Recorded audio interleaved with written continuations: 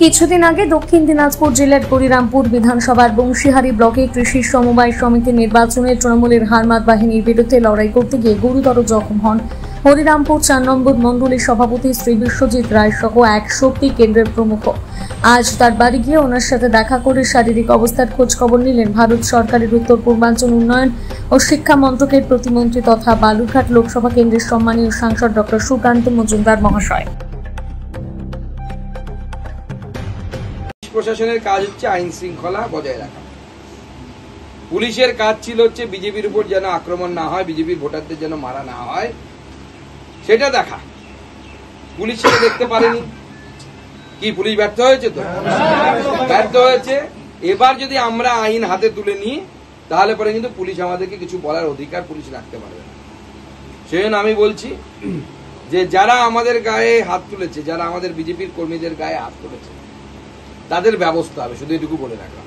কিভাবে হবে, কবে হবে, কোথায় হবে, সময় কাল দিন আমরা ঠিক করব। আমরা ঠিক করে তাদের ব্যবস্থা করা হবে। সেক্ষেত্রে আপনাদের উপরে যা মামলা হবে, মোকদ্দমা হবে, চিন্তার কোনো কারণ নেই। সব আমি হাইকোর্ট থেকে উকিল লাগিয়ে জামিন করানোর ব্যবস্থা আমি করব আমার পয়সা দিয়ে। লড়াই করতে হবে, মার খাবেন না। মার খাওয়ার যুগ শেষ। 26-এ বিজেপি সরকার এখানে গঠিত হবে। তখন এই যত গুন্ডা মস্তান যারা আছে তাদেরকে বাংলার জনগণ, আপনাদের বুথের জনগণ কাঁঠাল গাছে বাঁধবে আর তারপরে তাদের ট্রিটমেন্ট করবে আর হিসাব নিবে কবে কাকে মেরেছিল। এই বয়স্ক লোককে মারার যে পাপ, সেই পাপ তৃণমূল কংগ্রেসকে সম্পূর্ণভাবে ধ্বংস করবে। আর এর পেছনে যে ছেলেগুলো মারছে সেই ছেলেগুলো নয়, শুধু এখানে তৃণমূল কংগ্রেসের সভাপতি ভাওয়াল এবং তার সাথে সাথে বিপ্লব মিত্র আছে। বিপ্লব মিত্রের আশখানা ছাড়া এটা হতে পারে না। সেজন্য এবার আমাদের শিক্ষা দিতে হবে।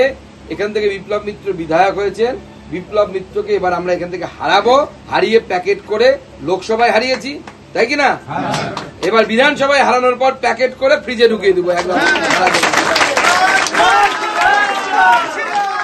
আপনারা লড়াই করুন, ভয় পাবেন না। আপনাদের অনেক কিছু নিয়ে ভয় দেখাবে। কখনো এসআইআর নিয়ে ভয় দেখাচ্ছে, কখনো সিএ নিয়ে ভয় দেখাচ্ছে। এখানে সিএ এর লোক আছে নাকি? বাংলাদেশ থেকে আসা লোক আছে। তারা সিএ তে অ্যাপ্লাই করুন, ভয়ের কোনো কারণ নেই। আমি দেখে নেবো বাকিটা, চিন্তা করতে হবে না। ঠিক আছে? কোনো ভয়ের কোনো কারণ নেই। বাংলাদেশ থেকে যারা লোক এসছেন 14 সালের আগে, 14 সালের 31শে ডিসেম্বরের মধ্যে তারা সিএ তে সবাই অ্যাপ্লিকেশন করুন। প্রয়োজনে আপনার মন্ডলে মন্ডলে পরবর্তী সময় ক্যাম্প বসাবো। বৃষ্টির সময়টা পার হয়ে যাক, আমরা মন্ডলে একটা ল্যাপটপ দিয়ে একটা ছেলে পাঠাবো। যারা সিএ তে অ্যাপ্লিকেশন করবেন তারা কাগজপত্র নিয়ে আসবেন, তারা এখান থেকে অ্যাপ্লিকেশন করতে পারবেন। সেই ধরনের ব্যবস্থা আমরা করার চেষ্টা করছি।